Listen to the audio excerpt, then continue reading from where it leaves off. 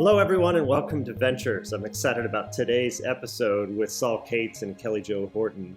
We, in this episode, talk about all things marketing operations. And in the episode, we actually bounce between the lens of viewing things from a startup perspective and also viewing things from an enterprise perspective. And most people don't actually know what marketing operations are. In fact, at the end, Kelly Jo says the most reason why marketing operations quit is because the stakeholders don't understand their job. So we talk about how, from a startup founder perspective, how you need to hire someone and get advice about your marketing operations. Early, the better. The more senior and experienced person you can get in your growing startup who understands marketing operations, the better. And then we sort of talk about the growth process and evaluate different stacks. And then ultimately some of the things that even at large enterprises, as they have to retool their marketing stack, a lot of insight is gleaned from this conversation. So if you're watching, you can also listen anywhere that you get your podcasts. You can just search for Ventures. And if you're listening, you can also watch by visiting wclittle.com. And there you'll see more extensive show notes of things that we talk about today. So with that, please enjoy this conversation with Saul Cates and Kelly Jo Horton.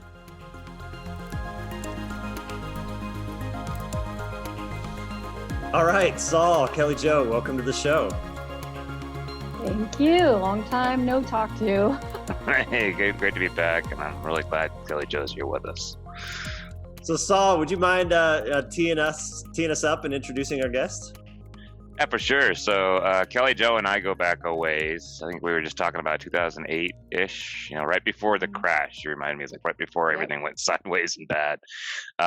That's when we last saw each other for real and then worked together. And I remember Kelly Jo, we did a lot of side projects early on in a startup we were on. Because when you're in a startup, you're figuring out everything from scratch, and you're trying to apply your previous learnings, and you're using your network to try to figure out how to hustle this new thing that you're creating. So I got to work a lot with Kelly Jo on some technical stuff, technical tools we were trying to find to make our lives better, building, and did a lot of work on sales tools and stuff. So I recently reached out to talk to Kelly Jo because we're in a place here at Proto where we're looking for more and more automation and scaling. So it just made sense to reach back out to Kelly Jo and see what she's up to these days. And I'm so glad that she's able to join us because I think she does this for a living. She actually is an expert in helping everybody figure this out. And I'd love for her to sort of share a little bit about herself and what she's been up to. So Kelly Jo, welcome, and happy to have you here. Yeah, welcome. Thank you. Thank you so much. So yeah, it's been a long time. I think, Saul, when you and I knew each other, I had my own little consulting business, and I was actually working with different startups on, because when you're a startup, you can't often afford like a full-time marketing person. So I was going in and creating content for people. So I think I wrote the documentation, some of the playbooks for Signacert and some of the other, just a bunch of technical documentation and things like that. And I was doing that for other startups at the time, like users manuals, API guides, whatever, which to me was super interesting to go in and have to learn a product and document it like while you're flying the plane. So, but it was a good business until that crash happened. And then all of a sudden, all of my consulting opportunities dried up and the rates just hit the floor. So it was really hard for a few months after that. But yeah, it was a good little business for a while. Well, what are you up to these days? So, from then to now, what's been sort of going on in your world? And oh my gosh, I think I remember hearing about you going to some big events, and winning a couple things. So what you been up to? I've taken a circuitous route in the road less traveled all the time, every time. I've had so many different jobs and roles, and I have a journalism degree, by the way. So who knew, right?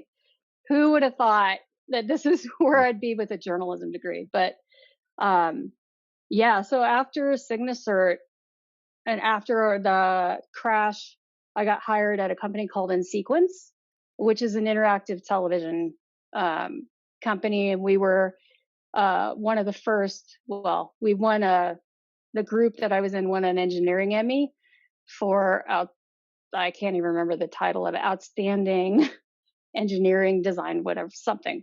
But with Showtime Boxing, because In Sequence was the pioneer in designing sort of those annoying interactive apps on television screens. You see the bottom third, Dancing with the Stars people coming around. But the thing that we did that won us the engineering Emmy was having an interactive so that you could vote on things with your remote control. You could get more information if we called it a bug, popped up on the screen. So yeah, for Showtime Boxing, it was for the live boxing events and MMA events. And I was the technology manager. So building, the hardware, the systems, installing all the software, and sitting on these events every Saturday night when they were happening on a live open call with Showtime and I believe it was Verizon at the time, and monitoring the voting, the traffic, to make sure nothing was breaking, because the voting would update real time on the screen, like vote for who you think is going to win the fight. So this is what I did like for a year on Saturday nights, is sit at home and watch the West Coast feed and then the East Coast feed of these MMA matches and make sure that nothing was failing in the background. And I didn't even think about that part, like the operational requirements of pulling that off when a bunch of half drunken people are watching an event and going, yeah, you're going from a network operations center to a satellite to somebody's set-top box in their living room, and then back, right? And so you're dealing with a lot of different steps in there. And the other thing that you have to realize is you're designing for the person who has the oldest set-top box known to man, which probably has minimal amount of memory and processing power. So everything we designed had to be designed for the lowest end of what was still out there, because there are people who never turn in their cable box, Right. But you still had to be compatible for them. Yep. And so, now everything has there's still you still see the interactive apps on TV. I mean, I was responsible for, like, at one time, the CNN ticker. We were just talking about CNN, because I also managed all the databases, the SQL Server databases. And so, it was a very stressful job. I had my first panic attack at that job. Just because there was no backup. I was like at startups, you usually don't have like a whole team of people for these jobs. So, So when you were younger, so journalism. So what was the path you thought you were going to be going on, and then what happened in those pivots? Because the stories of those pivots, a lot of the audience are younger entrepreneurs trying to figure out what they're doing with their lives. What was that story for you? Yeah, I always tell when I talk to young people or college students, I always tell them your degree doesn't matter. You can do whatever you want. And for me, it was saying yes more than no, and also not having a fear of failure, and just saying, I know I'm smart enough to learn that, so I'm going to say yes. So, when I got out of school in another recession. I graduated during another big recession, and interviewed for some jobs, thinking I was going to be, a copywriter at an advertising agency, or I was going to be on the news, right? Because I minored in television and film. So I was like, I'm going to be a newsreader, or I'm going to be writing copy for Nike ads, Right. But there weren't jobs. I mean, I interviewed everywhere and I couldn't get a job. So I became a cocktail waitress for about a year. Then I traveled. I bought a one-way ticket around the world and left by myself for 6 months, just because I couldn't get a job I wanted. So I was like, why not? I'll go travel. And so when I ran out of money, I came home and I went to a temp agency called Volt Temporary Services, and took a typing test. They still have typing tests, right? And they said, we're going to send you to Sun Microsystems, which was a startup at the time. And she said, I Wow. just want you to know, everyone we send over there never comes back. They will hire you probably full time in like less than a month. So that's where I started. That was my first real job, working in HR, writing offer letters, 50 a month. That's how fast they were growing at the time. So I worked for the generalist of sales and manufacturing. So I met, so I'm sitting in a small startup. Sun was, a place where I, saw Scott McNeely every day and Andy Bechtelsheim and Bill Joy. And I was Wow. around all of those people, and I was bored out of my mind in HR. And I had this awesome boss who said, you belong in engineering. I'm going to get you a job in another group. And there's a book Wow. behind me that you can't probably see that I've saved from that time. And it's Henry McGilton's Introducing the Unix System. So when I was in HR and I was bored, I went through that entire book page by page, and I did everything. I tried everything in the book. I may have gotten in trouble a few times because I figured out how to do all kinds of things in the systems. I mean, displaying things on people's screens, for fun, and getting in trouble and things like that. So wall was a great command. I gotta say, wall was a great command. Oh my gosh, all of these things. So, and I still have an email that I got from somebody reporting a security bug. So I was even into security back then. Wow. But that I could break into I could unlock somebody's screen remotely. That was the bug that I found. Yeah. So anyway, that Sun Microsystems started my sort of general interest in technology. I really think it's because I just said, I can do it. Put me in another group. I started in the PostScript group, and then I moved into the databases and took all the free classes that they let me. I got certified as a system administrator. And so I would just, to everyone, I would just say yes more often, and stop being afraid when somebody gives you a chance, and, work for people who let you fail. Yeah.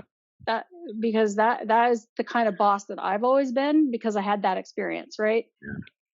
Work for people who will allow you to try new things and let you fail, and then you can go anywhere. That's great advice. That's great advice. And it's actually great advice for founders too. Make sure you set that culture for your teammates, because that's so damn healthy for everybody, is knowing it's a culture where we can all fail together or individually, and the collective will work together to move it forward and learn together, right? That's really good leadership if you can do that and remember that early. Yeah. And by the way, I did grow up in Silicon Valley, so I had those opportunities like at my doorstep. And my dad was an entrepreneur back in the day, and my mom worked in places like Fairchild, which is one of the original. If you ever watch a Silicon Valley documentary, they'll mention Fairchild and HP and sort of the ones, the early ones. And, so my summer jobs were in those companies. I had, whether I was editing code before I even knew what code was, someone would say, can you change this to fix these bugs? Here's what you need to change. I tagged space shuttle parts one summer at NASA in a basement. I typed labels at companies. So I was exposed to all of that culture really early on. And after Sun being my first job and thinking, oh, wow, I just went through my first IPO. This is so fun. And so this is fun. I'm going to go do it again. And you think every company is going to be that cool. Yeah. But, there's nothing that compares to that experience, because nobody could work from home. We just stayed there. Some people slept there, stayed there till 2 a.m. I mean, everybody didn't have internet at home. We didn't have laptops, and stuff like that. So it was just the best start to a really unexpected career for me. That's awesome. So then where did you go from there? It sounds like now you're doing a variety of fascinating consulting work with data and the marketing side of things. So where did it go from there to where developing the skills where you're participating in value add for the world today? So I think the turning point, right, because when I first started, there was advertising and marketing was like in magazines and in newspapers. It was all print. The turning point came when digital got big, when people could actually start building their own websites, when it got a little more accessible to everyone. And so when digital marketing became a thing is when I started realizing that my background with writing and engineering and all of the training and marketing that I had been doing in other just side jobs and things just was the perfect marriage of skill set for what is now this huge industry of, your digital footprint is everything. Your technology stack is everything. It runs your marketing and sales. So it was that just taking that first job where someone gave me a chance, where I was building interactive experiences for film studios and music labels. I was doing a lot of B2C stuff. Social media marketing tool. It was a startup that did a social media marketing tool that really got me 100% into the technology underneath, the creativity on the top, sort of the marriage of those two. And now, you call this industry, I don't know, you can call it's part business systems, marketing operations, sales operations, revenue operations. It's gone through, a lot of transitions in the last 5 years even. But it's because now, my engineering background is required basically to do marketing. I mean, you need people who can understand how to make all the systems talk to each other and the data be flowing into the right systems and security and all that stuff. So it just, again, it's learning on the job. This is not something I have any degree for or any, formal education for. It's just saying yes and not being afraid to fail is what has moved me into this industry where it's booming. It's booming. We need more people in this industry. We need more. So let's walk through a hypothetical example, although we see it every day, of a founder team. Let's say we have a business person, we have a technology person, and we have a creative person, and they're building a product. The business person is trying to line up some partnerships. Maybe let's say it's consumer with some B2B part of it, and they're wondering, what do we do with marketing? Like a lot of these early startups, they don't do anything. They kind of have a few friends and family. They're trying to get their product out. But what we see is they're missing fundamental, foundational architectures with regard to surfacing the right data and setting themselves up for success. Right out of the gate, what advice do you have for that founder team in terms of setting themselves up to be able to scale and learn the right things from their data?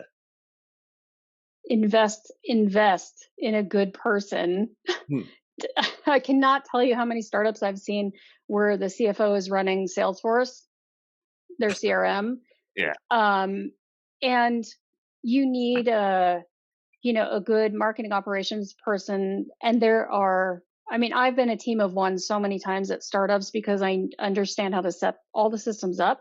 Even if I'm not an expert in some of them, I know how to tie them all together and keep it stable until they get some experts on these other systems. But yeah, they need to invest. If you're going to start investing hundreds of thousands of dollars in tools, why would you only pay some entry-level person to manage all those tools? I mean,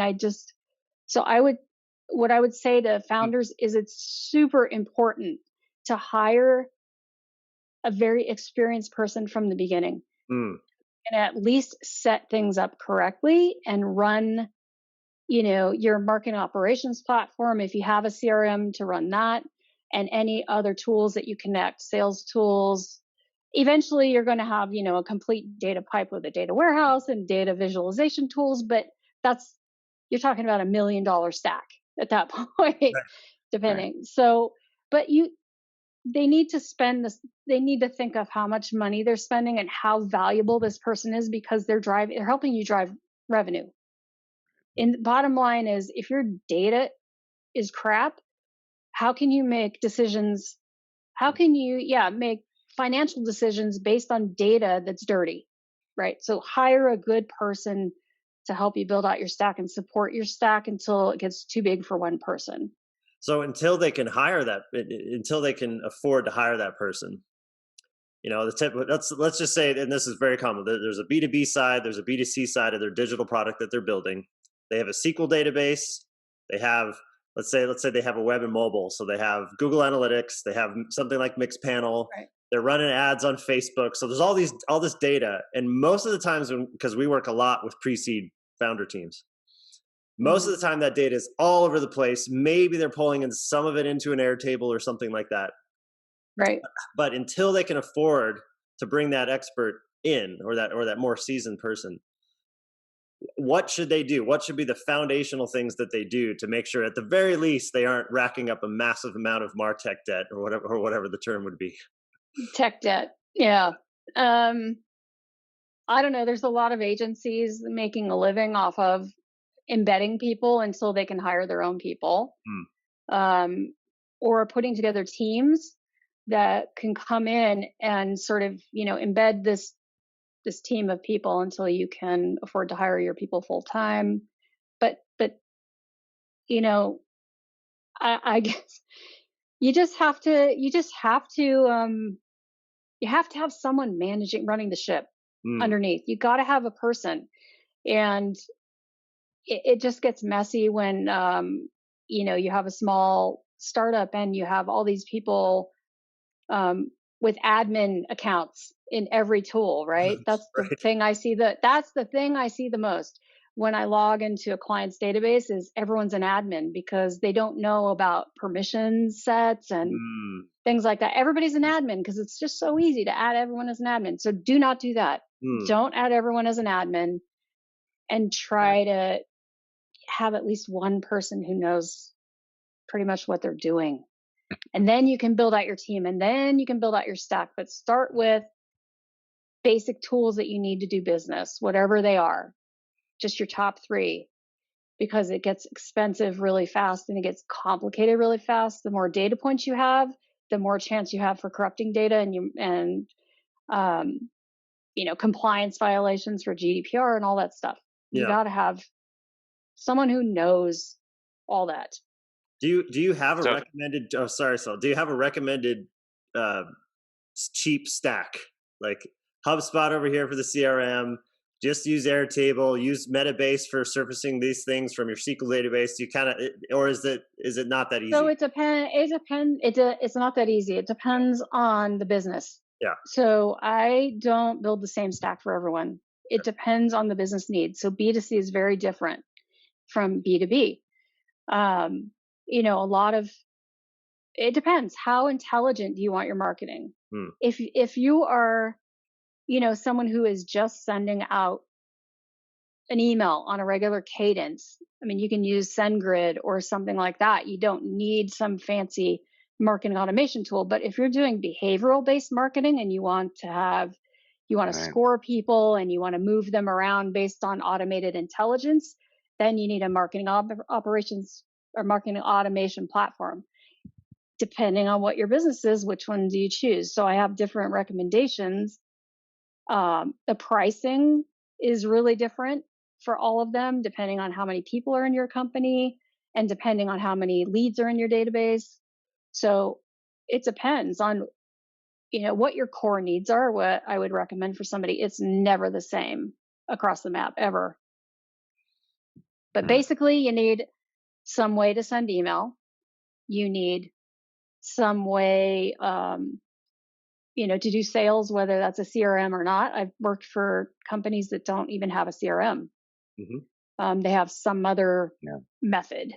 You need, eventually you're going to be needing a data warehouse because you want to be able to visualize all of your data, and you can't do it with a data warehouse collecting it all. Right. But yeah, I mean, I have my go-to fantasy stacks of a CDP, a data warehouse, a data pipe, and the marketing automation and CRM platforms and all the tools that connect, and of course a tool like Looker or Tableau to visualize it all.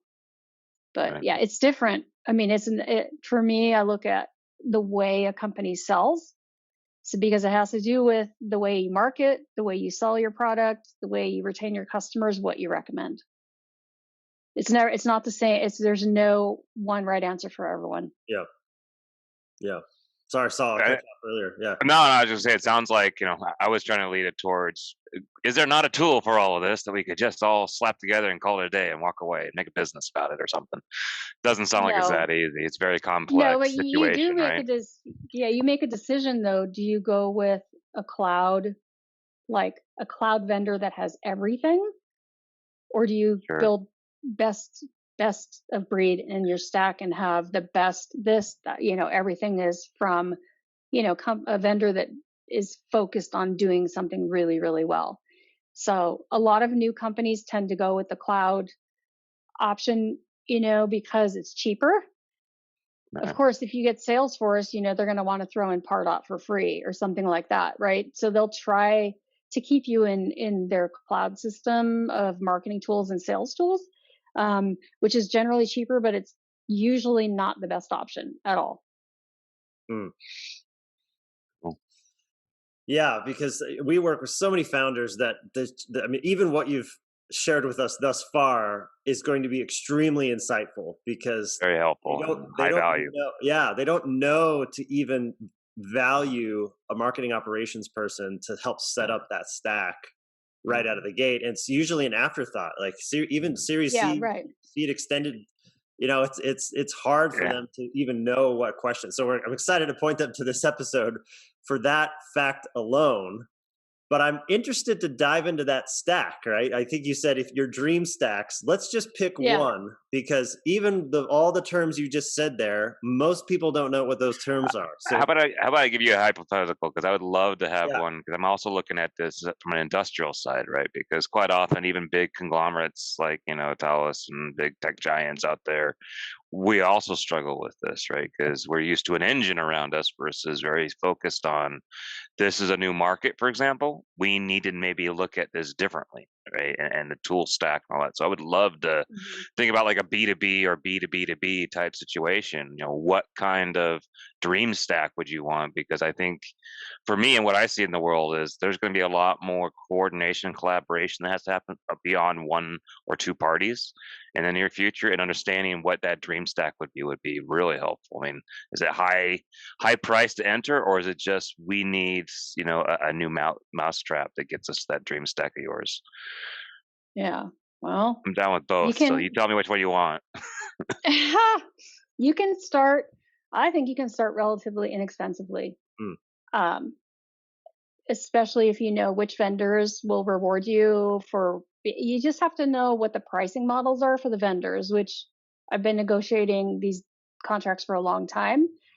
So I know sort of what kind of prices you can get for what. And just full disclosure, I used to work for Marketo, which is a big marketing automations platform, but I've also used HubSpot. I've used Pardot. I've used Eloqua. I mean, I've used and Acton, because I was writing their API documentation when I was consulting. So, you can get in pretty, inexpensively if you're a small company. Let's say you're under 100 people, because sometimes that's the cutoff for some of these vendors. Sometimes it's not by the number of seats you have, it's by how big is your company, and do they consider you an SMB or an enterprise? Once you're enterprise, forget it. They're going to charge you whatever they want. Depending on how badly they want your logo. If they want your logo, then you might get a really good deal.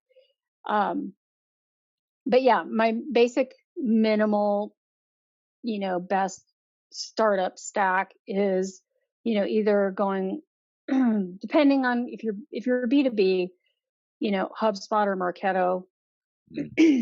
The last company I was at, and migrated them from HubSpot to Marketo. They had started with HubSpot, but they had outgrown it.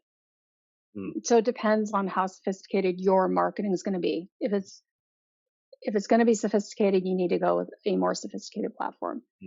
And you also need to look at what native integrations exist between these platforms. I was working for an e-commerce. Well, we had an e-commerce side. HubSpot has like a native integration with Shopify, right? Marketo does not.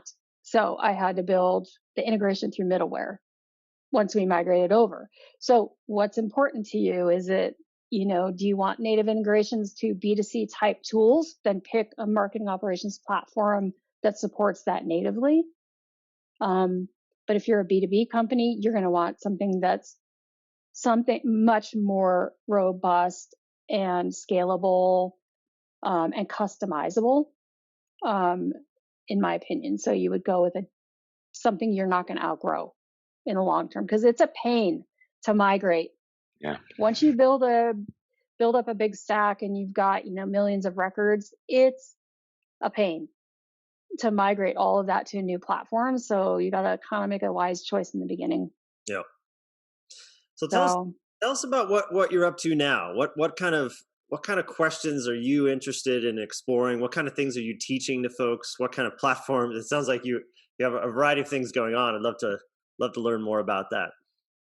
Yeah, so I'm working for an agency that actually specializes in marketing operations type accounts, deals, and I basically am a high-level strategic advisor. So I will go into large companies, global companies, and help them decide what technology to buy or how to update their stack, how to staff their teams to be more efficient and things like that. And then I have this little side project called Mops Talks, which is a monthly, I call it a forum. It's not a webinar because there's no PowerPoints allowed ever. It's sort of a panel discussion, and I do 2 episodes each time to cover the globe, and have like 3 or 4 panelists for each, and we pick a topic. And I did that. The reason I started it, and now it's just grown, and now I'm never going to get rid of it, but I started it because I found myself talking to people one-on-one constantly. People were asking me, how do I learn all this stuff? How do I get into this industry? I mean, I find myself like in an Uber talking to a driver who's taking some computer science classes on the side, and I'm trying to talk her into, you need to look at like systems. It's really fun to be on the system side, and there's so much work for people if how systems work, and you can manipulate them and use them. How you connect things, and data. If you're really interested in data, curious about data, there's so much work. So I was trying to like talk to all these people and college students, about other types of work they could go into, because they're all, school is teaching them the only option is to be a programmer. If you're doing computer science, you are going to be writing code all day. That's your option. And I said, no, there's like a whole nother world. Yeah, there is of systems integrations and data and all this stuff. And some of the college curriculum just hasn't caught up yet.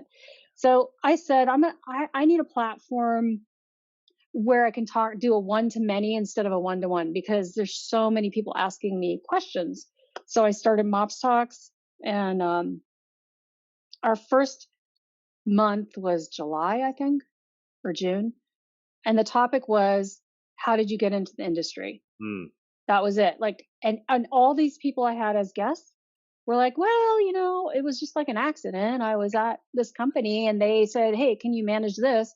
And pretty much because there's no college degree for this, that's how everyone gets into, this industry of this marketing operations or revenue operations. So yeah, Mops Talks, last month was the reality of being a woman in MarTech, which is a fascinating topic, really fascinating, because I think this industry is full of amazing women. It really is. It's one of those industries to me where I don't feel like we're at a disadvantage. At least there's a lot of very capable women in this industry. Strong leaders and great. I mean, I've had some of the best marketing operations teams and just teams, just period teams in life have been in strong marketing female leaders, and I can count them. I can count lots of them, and it's amazing. Actually, you're right. There is sort of like this microcosm that should be more of a macro everywhere. It is amazing how many great leaders are out there. Yep. So I come from startup land, so I'm always thinking about it from that lens. But I think, Saul, something you mentioned earlier, you have a lot more enterprise experience and new divisions that are spinning up and repurposing stacks and things like that. What are you seeing? And I know you asked a couple questions earlier, but from your vantage point, what are some of the problems? And then maybe what are some of those more higher level points that might be great to discuss here? Sure. Yeah. So I think the higher level marketing problems, or just operations problems, period. I mean, here's one thing I'll say from the large enterprise is we grow by acquisitions, mergers, innovations. We have quite often a lot of silos of people, tech, tools. And unfortunately, I think the one thing I found out, and it's general, but it would probably play very well into sort of the world that you've described, is tooling reinforces silos. It really does, right? Bad choice of tooling, not willing to adopt or migrate, or having requirements that just are malleable, right? That just cannot change, and that ends up with all this tech debt, as we talked about earlier, but on a grand scheme. And then at some point, digital transformation must come in and change it all. So it's not just companies like Thales; it's everywhere. I mean, all large organizations go through this lots of ways over their every day, every year, in their own way. So I guess one thing is when you get to that tooling reinforcing silos, do you have an opinion or do you have insight on that? So does that also affect the marketing capabilities? Because one product team doing something one way versus another product team, but we all meet in the market together, seems like we might have an opportunity for a lot of collaboration, but it doesn't mean that that's always high priority. It's actually one of the least priorities, because fixing all the tooling is never the thing that's going to make the number this week or this quarter. Yeah, well, I'm a big fan of having a centralized demand center, and actually starting, even when you're in a startup, to start with that in mind, because as soon as you allow like all these tools to be owned by different teams, you will never have a centralized place for governance, for process, things like that. So, I've run into this at so many companies where sales will own some tools, marketing will own some tools, demand gen owns different tools than brand marketing. And you often find duplication in stacks and wasted money, like people buying stuff on corporate credit cards, and they're not going through there's no procurement process when you're in a startup, right? People are often scrappy in buying things, but I would say centralizing at least the admin functions of these tools in one group. I've seen it centralized on IT teams, or in business operations teams, or business systems teams, or in a centralized demand center, which is marketing, website, because you're right, you can create silos everywhere. As soon as the admins are not talking to each other and the end users are not talking to each other, you're going to have a data disaster. At some point, you will have a data disaster, because something you do over here, all these systems are connected. So, as an example, you have a sales team that owns, let's say, your CRM, Salesforce, whatever it is. Salesforce owns a lot of the market, so we'll use Salesforce. They decide that they're going to change the pick list for one of the fields, whatever that is, right? And so sales is using this pick list, hasn't told marketing about it, and all that data is flowing back through all these other systems. And all of a sudden, you have all this automation that is based on a pick list of these 5 values, and there are now 8. 3 new ones you don't know about because someone else changed it. So it affects that. And then what happens when people implement, this is the best part about implementing a BI tool. So something that will visualize your data, it immediately puts a magnifying glass on everything that's wrong. You'll find out the data you're missing, the data that's dirty.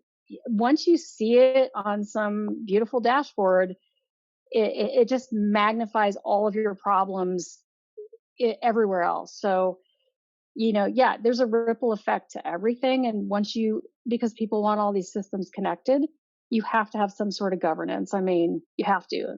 People hate governance. Nobody wants to be told they can't have admin access to this thing they used to have admin access to, which is what I run into all the time. You take someone's access away and they start screaming. But no, you need process, governance, and centralization for at least the admin rights on these tools. Yeah, this is fascinating to me because we've had previous episodes where we've talked with creative and product and design people that say, in a growing startup, this is often a gaping hole with regard on those roles. I think in this episode we have identified. I think we're so used to, as founders, hacking together something and figuring it out as we go. I think your advice right out of the gate that no, you need to bring in somebody as early as possible who has a sophisticated and mature understanding of marketing operations, because if you don't do that, you're going to rack up so much technical debt and get your data messed up that you're just going to be in a world of hurt. Yeah, because there are people who have backgrounds, even like me, right? I understand, business, sales cycles, the marketing piece, the copy, all of that stuff. There are people, you need to hire someone who understands your business or can learn your business. They have to understand, what your go-to-market is. They have to be able to understand your sales processes, the marketing aspect of it. And the more informed they are, even if that person is not doing the marketing or writing the content, they have to know basically how your company markets and sells, because that informs how you build the systems underneath. And that's what people don't understand.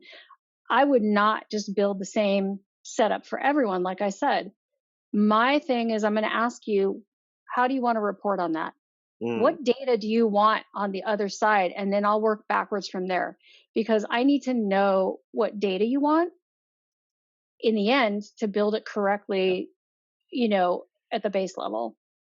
Yeah, you just hit on something that I 1,000% agree. And I was talking to Steve Crapo, who was a previous guest, and it was on similar topic, but he's sales, like enablement and stuff like that. But one of the things that he always says that just resonated with what you just said was customers buy business outcomes, and you're asking them for their business outcomes they want. Right, that's an important thing to bring in early. Like, these founders need to know what business outcomes do they need to be looking for, and which ones do they want. Right, that's a very important thing that they can learn. That takes a long time to learn that for most people. You have to go through the pain and reset a couple of things. I was going to ask this one question. I know we're coming up on our time here, but one thing I've seen is like resetting the sales team. That's something that happens a couple times in an early startup. Like, you screwed up the first time, you come and do it a second time. What about marketing and markups and that type of stuff? Is it similar scenarios where people scrap and rebuild, or do they try to lean and expand their teams? Or what's your experience? Is it a mix of everything? Depends on who you hire. It depends on who you hired first, right? Yeah. Yeah, I've seen sales teams turn over. It really depends on things like, for the marketing side, like, it depends on which group this position sits in, right? So as a marketing operations professional, you're usually sitting in the demand gen organization. But I prefer to be, in a systems organization if I'm doing technology stuff, with a heavy dotted line to whoever that SVP of marketing is and a sales director or whoever, because those are your stakeholders for the most part. Yeah. I mean, finance too, but those are your main stakeholders. So, I've seen people, I've cleaned up so many systems, right? So you hire the wrong consulting vendor or you hire the wrong person to start with, you're going to end up hiring someone in the end to come in and clean it all up. Which is how a lot of us have made a living, is coming into really messed up systems and making them right. So you will see turnover in the marketing operations realm if they've hired the wrong person or if they've decided to switch platforms completely, like migrate to something that the person doesn't know very well, and they need to hire another expert in. But your marketing operations person is going to quit. I also do an annual survey why people quit this job. The number one reason they quit is lack of respect and understanding for what they do. So if you value your marketing operations person and you continually promote them, you won't lose them. Hire someone good in the beginning, keep them happy, respect the job. So I think we've just added, as we coach founders. So from the startup angle, as we coach founders around the type of CMO to hire, there's so many different facets. So that's extremely complex questions. So I'm very glad that we were able to carve out this time to at least add more of the nuance. That for the more that founders, I think, understand the nuance to be able to strategically hire those people, person number 2, 3, 4, 5 in this area. This is a lot of food for thought. So final question, where can people find more about you online and learn more about Mop Talks and get educated there? So you can obviously find me on LinkedIn for sure. I'm very active on LinkedIn. You can go to Mops Talks and you can register to sit in and listen. I mean, it's an open Zoom meeting. It's not a webinar. So anyone can speak up and join the conversation. And I work for a company called Atumos out of Seattle. So you can also find me on their website. But yeah, I'm everywhere online. I mean, Saul probably knows that. I'm not shy. I'm not shy. Right. So yeah, you can find me by Googling Kelly Jo Horton. You'll find like 30 pages in Google on me. So. All right. Well, Kelly Jo, Saul, this has been amazing. Really appreciate your time. Awesome. Thank you very much, Kelly Jo. All right. A couple quick things before you go. Number 1, I have a general newsletter where I write about technology and startups and health science and teaching people to code. And I write about a variety of different subjects that we talk about on this show. So if you go to wclittle.com, there you'll be able to subscribe, and you'll also be able to subscribe to particular topics. If you're just interested in one or a few of them, you'll be notified right when I publish new content in those areas. Number 2, my partners and I at Proto Ventures have a portfolio company called Startup Rocket. If you go to startuprocket.com, there you'll be able to receive coaching guides and customize an operations framework for you and your team and your advisors to be on the same page in terms of what is the appropriate next step for you and your entrepreneurial journey. And finally, if you wouldn't mind leaving a review anywhere that you have listened to this podcast or watched this podcast, it would be super helpful to help those who might be interested in consuming this content as well. Thank you.